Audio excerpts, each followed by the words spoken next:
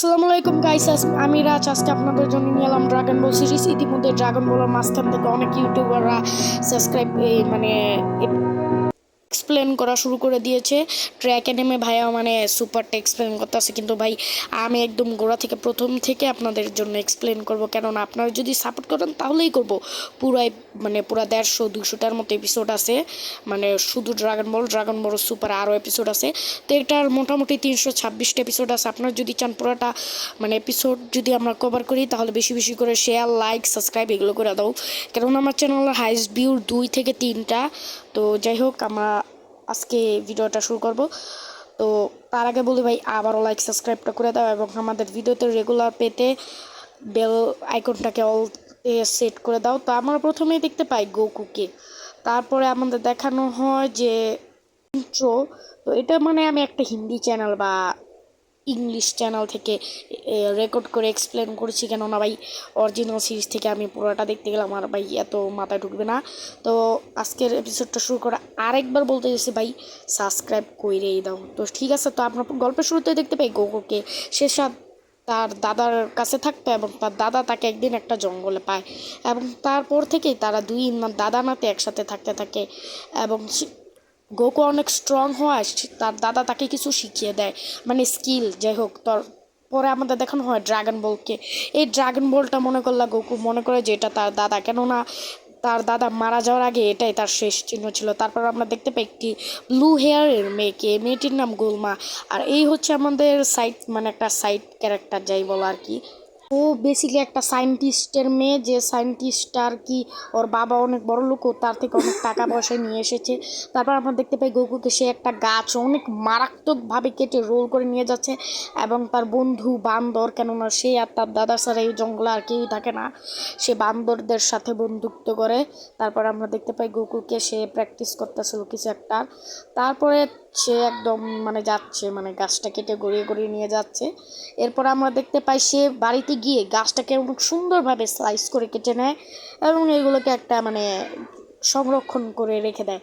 তারপরে আমাদের দেখানো হয় যে পুমা নামে ওই মেয়েটা আসলে ড্রাগন বলের পিছে আছে, কেন ওনার ড্রাগন বল লিটারালি 7টা ড্রাগন বল একসাথে হলে তোমার যে কোনো একটা উইশ পূর্ণ হবে। এবং ও অনেক বড় লোক একটা সায়েন্টিস্টের মেয়ে, এবং ওর কাছে কোনো কম টাকা পয়সা নেই।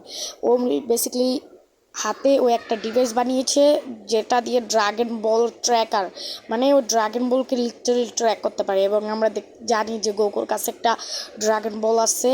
তো যাই হোক, তারপর আমাদের দেখানো যে গোকু তার দাদার সাথে কথা বলছে, এবং ড্রাগন বলটা কিন্তু কথা বলে তার সাথে, কিন্তু সে তো আর জানে না যে এটা ড্রাগন বল বা এটা 7টা ড্রাগন বল আছে, এগুলো একসাথে করলে তার একটা উইশ পূর্ণ হবে, এটা তো সে জানে না। তো এটা জানলে তো কি হবে, যাই হোক আগের স্টোরিটা কি এটা তো জানতেই হবে। তারপরে আমাদের দেখানো হয় যে গোকু জঙ্গল দিয়ে হেঁটে যাচ্ছে। হেঁটে যাওয়ার সময় সে কিছু একটা মানে কোনো গাড়ির আওয়াজ সে ফলো করে, এবং সে বুঝতে পারে না এটা কি হলো।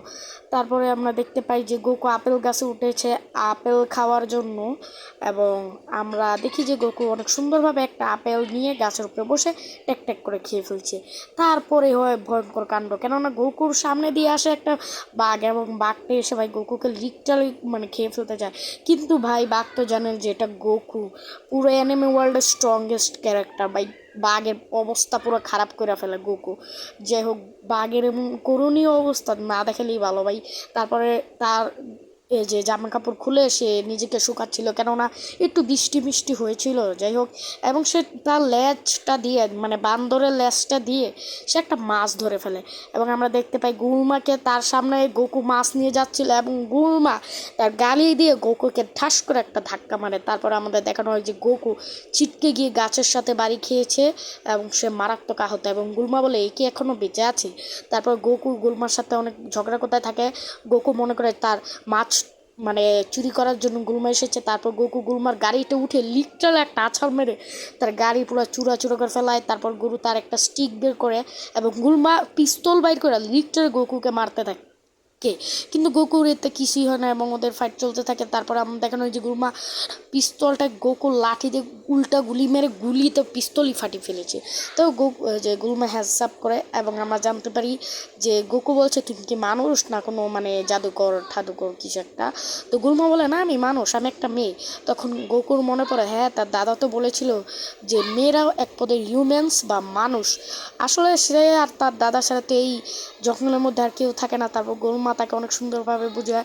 তারপর গোকু বলে তুমি যে মানুষ আমার তো দেখে হালকা হালকা মনে হচ্ছে, আমার দাদা বলেছিল বলে আমি তোমাকে বিশ্বাস করছি, অন্য কেউ হলে মেরে ফেলতাম। তারপরে গুলমা অনেক খারাপ একটা মেয়ে ভাই, লিটারালি ও নিজে ধাক্কা মারছে, ওই কি একটু মাফ টাপ চাইবো, ওই উল্টা পিস্তল বাইর করে গোকুর উপরে মানে মারতে চায়। এটা অনেক হেট একটা পালো। তারপর আমার গুলমার শয়তানি রূপটা দেখি, কিন্তু গোকু তো একটা দুষ্টু মিষ্টি বাচ্চা, তার মন পুরো পরিষ্কার, সে কিছুই জানে না। উল্টো গোকু বলে আচ্ছা তুমি যখন তোমার সাথে যখন আমি প্রথমবার আমার দাদা ছাড়া অন্য কোনো মানুষের সাথে দেখা হলো, তাহলে চলো আমার বাড়িতে চলো, আমি তোমাকে এই মাছটা দিয়ে আজকে আমি রাত্রে তোমাকে খাওয়াবো। তো গুলমা বলে আচ্ছা তোমার বাড়িতে কি কোনো মানে ড্রাগন বলের মতো কিছু একটা আছে। তো পরের সিজন দেখো যে গুলমা তার বাড়িতে এসে তার ড্রাগন বলটা নিতে চায়। গোকু বলে এটা আমার দাদার শেষ চিহ্ন। তখন গুলমা বলে যে এমন 7টা ড্রাগন বল আছে, এগুলো একসাথে করলে একটা ড্রাগন আসবে এবং এ তোমার যে কোনো একটা উইশ পূর্ণ করবে। অন্যদিকে আমরা একটা গ্যাংকে দেখতে পাই, এই গ্যাংয়ের হেড হচ্ছে এই ব্লু মানুষটা, মানে এটাকে কি বলবো এলিয়েনই বলি এটাকে। তো এলিয়েনটা এই গ্যাংয়ের মালিক এবং এ মনে করলা যে এই ড্রাগন বল একত্রিত করে দুনিয়ার সবচেয়ে বড় মানে রাজা ঠাজা কিছু একটা হতে চায়। এবং তার অ্যাসিস্ট্যান্ট বলে স্যার আমাদের কিন্তু এমন আরও 6টা একসাথে করতে হবে। তখন আমরা দেখতে পাই যে একটা আলোর মতো কিছু একটা, এবং পরের সিনেমা আমরা দেখানো হয় যে এটা গোকুরও হাতের ড্রাগন বল থেকে এমন হলো। তো গুলমা দেখে তো অবাক, ভাই ওর কাছে কোন লেভেলের পাওয়ার আছে, যার ভিতরে যত পাওয়ার ড্রাগন বল তত শাইন করে। পরের সিনেমা আমরা আবার ওই জ্ঞানটাকে দেখানো হয় এবং আমরা দেখতে পাই যে ওই গ্যাং লিডার বলছে আমি যে করেই হোক ওই 6টা একত্র করবই। এবং আমরা দেখতে পাই গুলমা তাকে বোঝাচ্ছে যে ড্রাগন বলটা দিয়ে দাও হ্যান ত্যান প্যান পেনা পেনা, এবং গোকু তো মিষ্টি একটা ছোট্ট বাচ্চা 4-5 বছরের, সে রাজি হয়ে যায় এবং তাকে দিয়ে দেয়। পরে গুলমা বলে তুমি চাইলে আমার সাথে অ্যাডভেঞ্চারে যেতে পারো, আমার কাছে টাকার কোনো অভাব নেই, আমি প্রায় 30 মিলিয়ন টাকা নিয়ে এসেছি। তো যাই হোক এরপরে আমরা দেখতে পাই গুলমা তার ব্যাগের থেকে একটা ক্যাপসুল বের করে এবং ক্যাপসুলটা ভাই লিটারাল একটা কারে পরিণত হয়। এবং তারপরে আমাদের বলা হয় যে গুলমা দেখায় যে আমার কাছে একটা ট্র্যাকিং ডিভাইস আছে যেটা দিয়ে আমরা ড্রাগন বলকে খুঁজতে পারি, এবং সেই গাড়িটা ওরা বেরিয়ে মানে নিয়ে বানিয়ে ফেলা। গুলমা বলে যে এটা সিটিতে সবাই ব্যবহার করে, কেননা ভাই এই ওয়ার্ল্ডটা অনেক উন্নত আমাদের ওয়ার্ল্ডের থেকে, এখানে তুমি সায়েন্সের পুরো এক্সট্রিম লেভেলে গেছে, মানে লিটারালি ভাই এলিয়েনদের কাছেও যাওয়া যায়। তারপর আমাদের গুলমা বলে যে এটা তার বাবা ইনভেন্ট করেছে ক্যাপসুল থেকে গাড়ি, এবং এটা দিয়ে তার এত রিচ হয়েছে সারা জীবন বসে খেলেও তাদের টাকা ফুরাবে না। গুলমা বলে যে আমার একটু হিসু পেয়েছে, তখন গোকু বলে আমি তোমার সাথে যাই, আমি আমার দাদা একসাথে বসে হিসু করতাম। তখন গুলমা বলে ছি তুমি একটা মেয়ে। তারপর তাকে বকাঝোকা করতে থাকে এবং তাকে এক পর্যায়ে গিয়ে একটা লাথিও মেরে দূরিয়ে সরিয়ে দেয়। এবং তারপরে তারা দুজনে একসাথে মানে মানে তাদের যেই জার্নিটা আছে সেটাতে তারা যেতে থাকে। পথে একটা ড্রাগন গুলমাকে একদম ধরে ফেলায় এবং গোকু সেই গুলমাকে বাঁচাবে। এখন তো এদের ফাইটটা একটু দেখা যাক। তো এখানে আমাদের ড্রাগন গোকুকে অনেক ছোটো মোটো বলতে থাকে এবং গোকু প্রাণী পশু পাখির ভাষা বুঝে, এবং গোকু বলে যে আচ্ছা তুমি এত পাওয়ারফুল, দাঁড়ো তোমাকে দেখাচ্ছি। এবং গোকু তাকে একটা লাথি মারে এবং অনেক উঁচে উড়ে যায়, ড্রাগনটা লাথি থেকে কোনো রকমে বাঁচে। তারপর গুলমার সেই গাড়িটা নিয়ে গোকু ড্রাগনের লেজে তার রশিটা বেঁধে গাড়িটার সাথে বেঁধে গুলমাকে ধরার চেষ্টা করে, কিন্তু মাঝপথে গাড়িটা নিচে নামতে থাকে। তার গুলমা বলে আরে ধরো ভাই আমারে বাঁচাও আমারে বাঁচাও।